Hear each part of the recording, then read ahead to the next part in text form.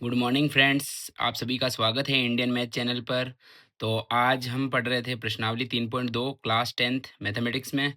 और हमने उससे पहले जो चैप्टर पढ़े हैं, अगर वीडियो आपने नहीं देखे हो तो जाइए और उन वीडियो को देखिए। अच्छे लगे तो आप लाइक कर सकते हैं, नहीं लगे तो कोई बात नहीं। ठीक है, आज हम आगे पढ़ते हैं प्रश्नावली 3.2।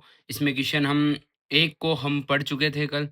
अगर आपने नहीं देखा तो उस वीडियो को ज़रूर जाके देखें, जिसमें हमने इस क्वेश्चन को कल देखा था। आगे देखते हैं आज क्वेश्चन नंबर 2 को। तो क्वेश्चन नंबर 2 में क्या है? क्वेश्चन नंबर 2 अपना है s माइनस टी बराबर 3, ये समीकरण 1 है। s अपॉन 3 यानी s upon 3 plus T upon 2 यानी 2 बराबर 6, ये समीकरण 2 है।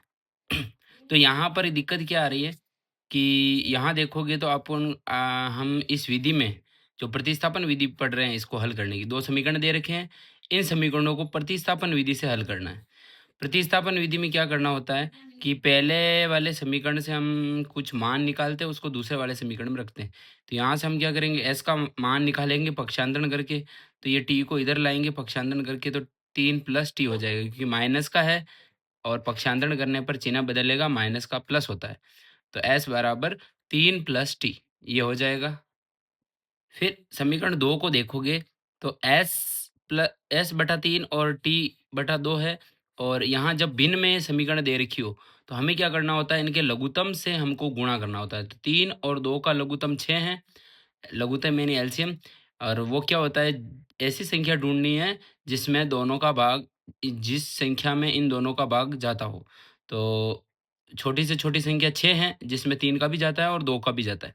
तो हम क्या करेंगे, 6 से इस पूरे समीकरण को गुणा कर देंगे। गुणा करने पर ये 3 6 से जब गुणा होगा तो ये 6 से ये 3 कट जाएगा और 6 से 2 भी कट जाएगा। ठीक है? तो इस तरीके से ये जो नीचे हर में जो संख्या है वो कट के हल हो जाएगी। तो आगे देखते हैं, इसको जब 6 से गुणा करेंगे तो क्या बनेगा? समीकरण 2 को 6 से गुणा करने पर 2s प्लस 3t बराबर 36। देखो इधर 6 था, 6 से गुणा किया 36 आ गया। यहाँ पर क्या था, s बटा 3 था।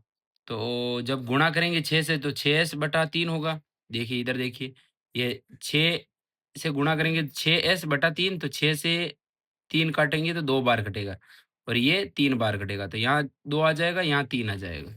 ये देखिए, यहाँ 2 है, यहाँ 3 है और बराबर में 36 है। आगे देखते हैं क्या करना है। समीकरण 3 का मान समीकरण 4 में रखने पर, मतलब जो ये समीकरण बनी है, यहाँ पर क्या करेंगे, जो हमने s का मान निकाला था वो यहाँ रखना है। देखिए s का मान क्या है, 3 प्लस टी, ये मान s की जगह रखेंगे। तो यहाँ देखेंगे कि हम ये मान रख रहे हैं, यहाँ 2 की जगह 2 है, s की जगह 3 प्लस टी रख दिया मान, फिर ये 3t है और ये 36।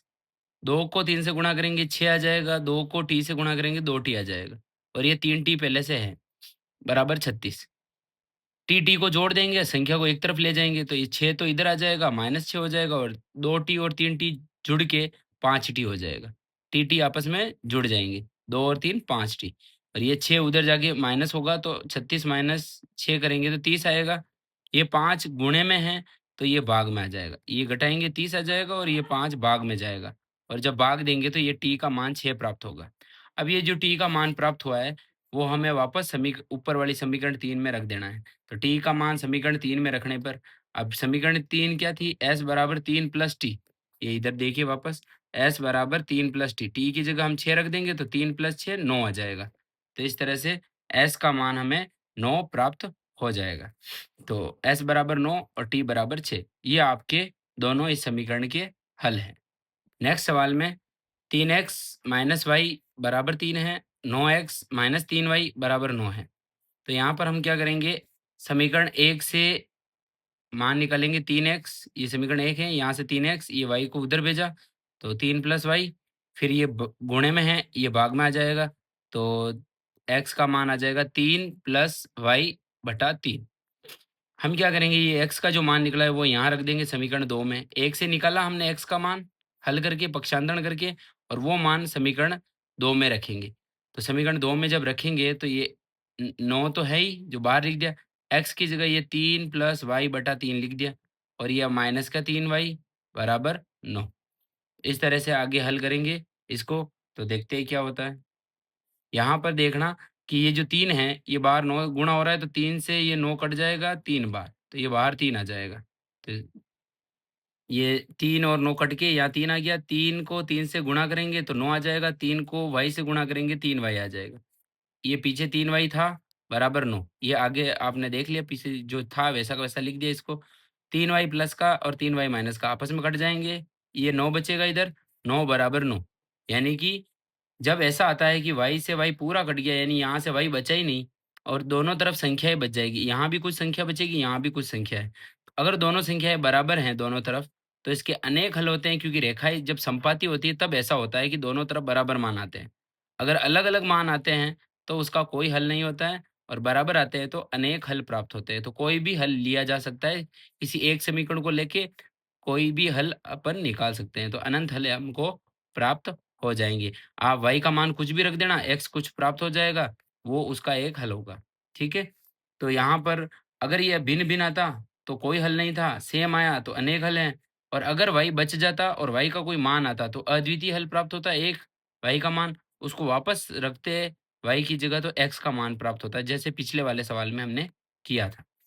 आगे देखते हैं, यहाँ पर क्या है 0.2x 0.3 बराबर 1.3 या ऐसे इंग्लिश में बोलो तो 0.4x 0.5y बराबर 2.3।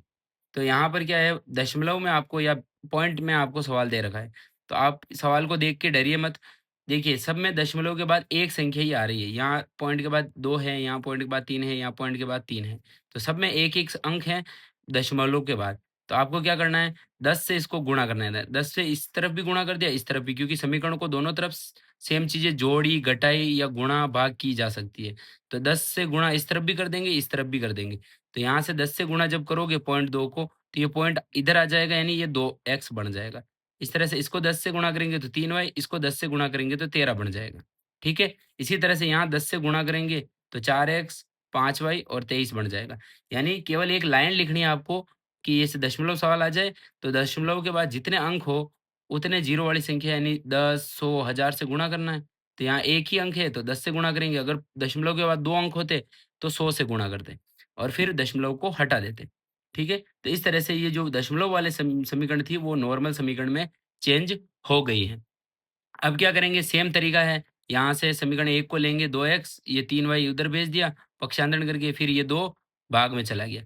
ये x का मान जो आया वो समीकरण यहाँ 4 जो है उसमें रख देंगे। तो ये क्या होगा समीकरण 5 से जो मान निकला है x का वो 4 में रखेंगे यहाँ पर, तो फिर क्या होगा ये 4 की जगह 4 है और x की जगह 4 की जगह 4 है, x की जगह हम ये यहाँ से मान रखेंगे 13 माइनस 3y बटा 2 प्लस ये 5y है और बराबर 23। हल करेंगे तो क्या होगा ये 2 से ये 4 कटेगा 2 बार, बाकी पूरा सेम लिख दिया। फिर 2 को अंदर गुणा करेंगे 26, 2 को गुणा किया 6, 5y और 23।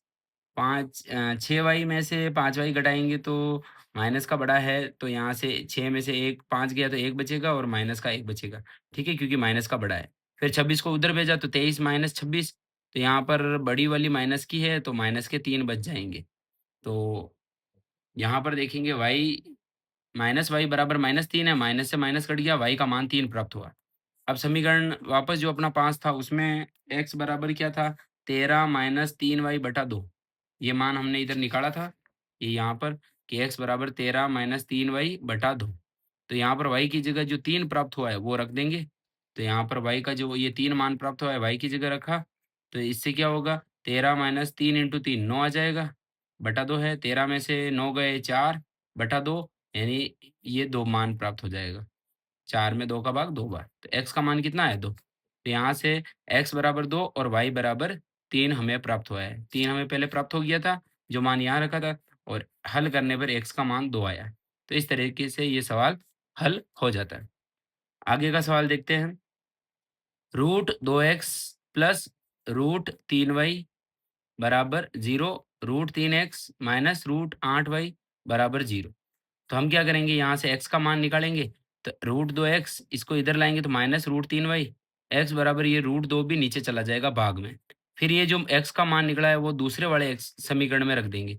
तो यहाँ से जब हम रखेंगे तो √3 और इस x की जगह ये जो मान आया वो रख दिया, माइनस √8y बराबर 0। आगे इसको हल करेंगे, तो हल से क्या प्राप्त होगा? ये कट के √3 और √3 गुणा होके 3 आ जाएगा और माइनस का चिन्ह था ही बटा √2 y है, माइनस √8y बराबर 0। तो √2 इसके लघुत्तम यहाँ पर भिन्न में क्या है, नीचे हर में √2 है, यहाँ कुछ नहीं है, तो हम √2 से पूरे को गुणा करेंगे तो √2 से √2 कट जाएगा। तो √2 से गुणा करेंगे तो √2 से ये √2 कट जाएगा, तो यहाँ बचेगा माइनस 3y। इसको √2 से गुणा करेंगे तो रूट 8 है, उसको √2 से गुणा करेंगे √16 y बराबर 0। √16 का मान 4 इंटू 4 आता है, तो 4 बाहर आ जाएगा। अंदर 16 का गुणनखंड 4 इंटू 4 होता है, तो 1 4 बाहर आ जाएगा। तो माइनस के 3y माइनस के 4 बराबर 0। ये √16 का मान 4 आता है। माइनस के 3 माइनस के 4 बन के माइनस 7y बराबर 0 है, तो y बराबर इस माइनस 7 का भाग 0 में देंगे तो 0 आ जाएगा। ठीक है? यहाँ पे ये गुणा हो रहा था माइनस 7, तो माइनस 7 भाग में जाएगा और आंसर अपना 0 प्राप्त होगा। यानी y का मान 0 आ गया। अब y का मान समीकरण 3 में रख देंगे। समीकरण 3 क्या था? x का मान जो प्राप्त किया था, वो था माइनस √3 बटा √2 y था यहाँ। y का मान 0 प्राप्त हुआ, तो यहाँ 0 रख देंगे और 0 रखेंगे तो x का मान भी 0 प्राप्त होगा। यानी जब ऐसा सवाल आए तो यहाँ पर हमें दोनों मान x और y के मान 0 प्राप्त हो जाएँगे। केवल यही मान इसमें संतुष्ट करते हैं। जहाँ भी ये समझ में नहीं, ये अपने मान निकाला था समीकरण 3 आप देख लेना पीछे लेके एक बार, अगर ध्यान में नहीं रहा हो तो। उसमें y की जगह हमने y का मान 0 रखा है, तो x भी 0 प्राप्त हुआ है। इस तरह से हमारे दोनों मान x और y 0 प्राप्त होते हैं। ठीक है, या आज के लिए बस इतना ही, और कल आगे वाले जो सवाल है वो कल के वीडियो में देखेंगे। ठीक है, आप देखते रहें और अभी तक आपने सब्सक्राइब नहीं किया तो ज़रूर कर दें। लाइक और कमेंट्स की थोड़ी कमी है, तो आप अगर देख रहे हैं वीडियो को और अच्छा लग रहा है, मेरी मेहनत आपको पसंद आ रही है, तो ज़रूर लाइक करें, उसमें कमेंट भी करते रहें और आगे से आगे अपने दोस्तों के साथ ज़रूर शेयर करें ताकि मुझे हौसला मिलता रहे। धन्यवाद।